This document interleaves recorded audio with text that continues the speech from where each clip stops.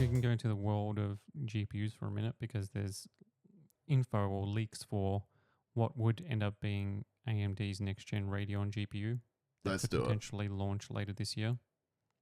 Let's do it. So basically,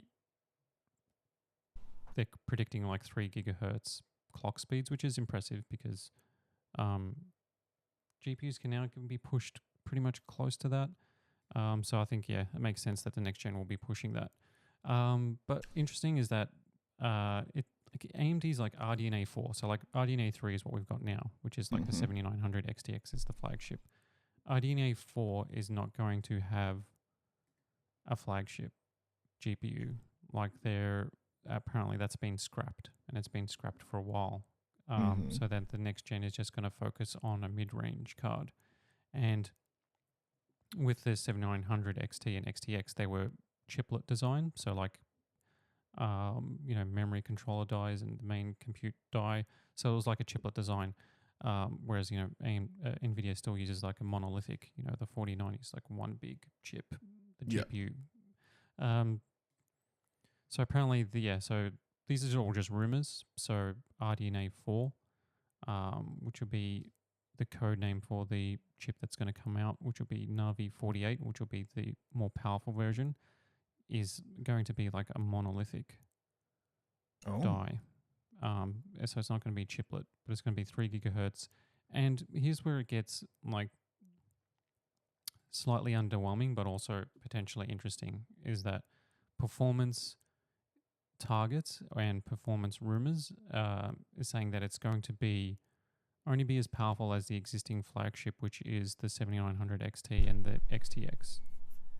But it's using a more efficient node. So essentially what they're doing is, depending on the price, depending on the power efficiency, depending on that performance, they could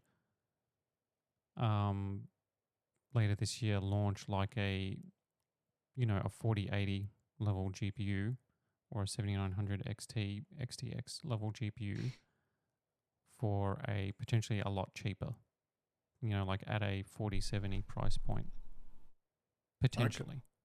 And that would be like a game changer, because then that would mean that like, oh, why are 4080 so expensive? If AMD just launched like a mid-range powerful GPU, which seems to be what they're aiming for. But it all just depends on,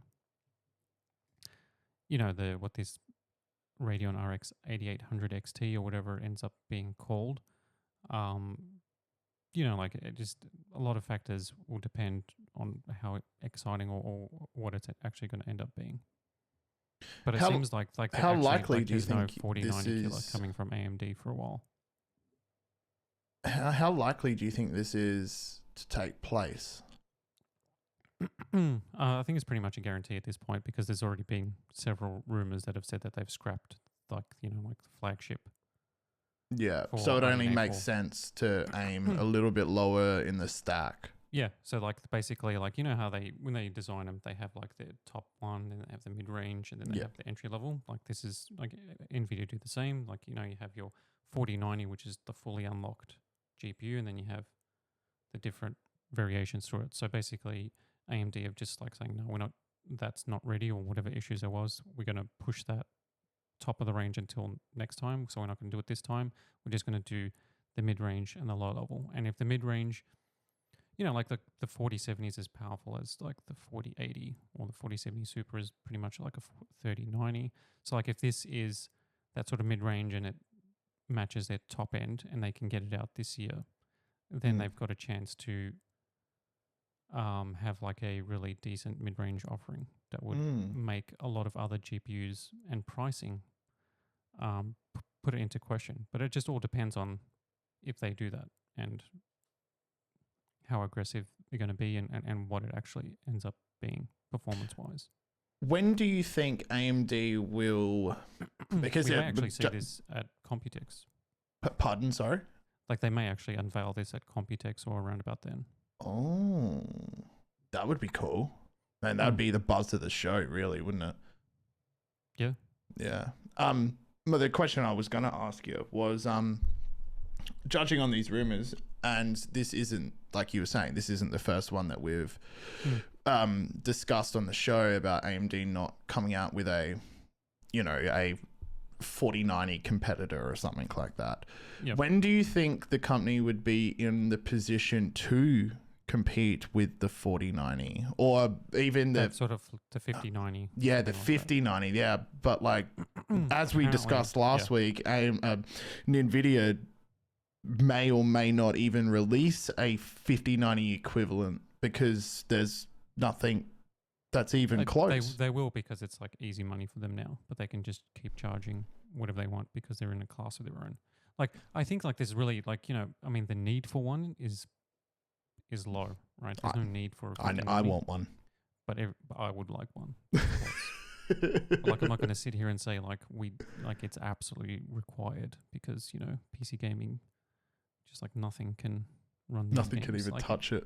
Dude, this is just a little bit of a sidebar, but because I'm getting a bunch of OLED monitors from MSI and some other brands.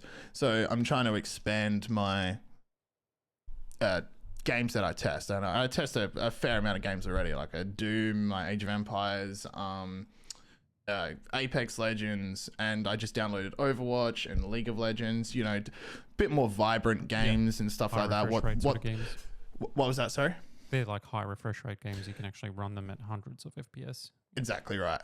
And because, that is the point of me downloading them, because some of the monitors are like 360 hertz and stuff like that. And Apex Legends caps out at 300. And my 4090, that's a breeze.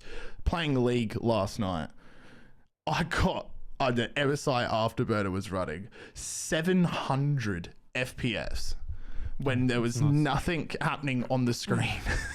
700. And then when like ability started to cast and all of that, it drops back down to like 300. But I looked up, I was like, 700 FPS? What? And then I had my performance monitoring. What resolution was that? 4K. Jesus. 4K maxed out. I had everything, anti-aliasing, everything running. 700, and I had performance, my performance monitoring up, and it was just like, it was kind of flexing, but it wasn't even stressed. Like, whatever. Yeah. So back to my question. When do you think, if ever, AMD will be in a position to compete with a graphics card such as the 4090 or the 5090? Well, I mean, because they plan these things out, so there's like a 2-year cycle, like with the CPUs and GPUs. CPUs, like there's a yearly refresh, but there's like new architectures every couple of years. And it's the same with the GPUs. So if RDNA 4 is already like done. At this point, it's like it's fully designed. It's at the very least, like at the bare minimum, it's being fully tested now. In their labs, like with drivers and seeing what they can do. They're probably fine tuning clock speeds, turning on cores on and off. Just fine tuning, like tweaking the settings at this point. Like, optimizing a game. They're at that sort of stage, I would say, at a bare minimum for RDNA 4. Which means that 5, which is, 2 years down the track, is already deep into design and things like that. And so there is the expectation that RDNA 5 the multi-chip design will be fully finalized by then. Because basically what's happened is that with the 7900 XT and XTX, they changed the game, like kind of like what they did with Ryzen. They made it multi-chip, so like a chiplet. So you got like the graphics processor, and then you got memory dies, and they use different nodes to save a bit of money, and they could be more affordable, and you can produce them a lot more cost effectively because you're using multiple chips with an interconnects. But it is a complex thing to do, and it was a very, like, I wouldn't say basic version with the 7000 series, but it wasn't like as far as you can go with that.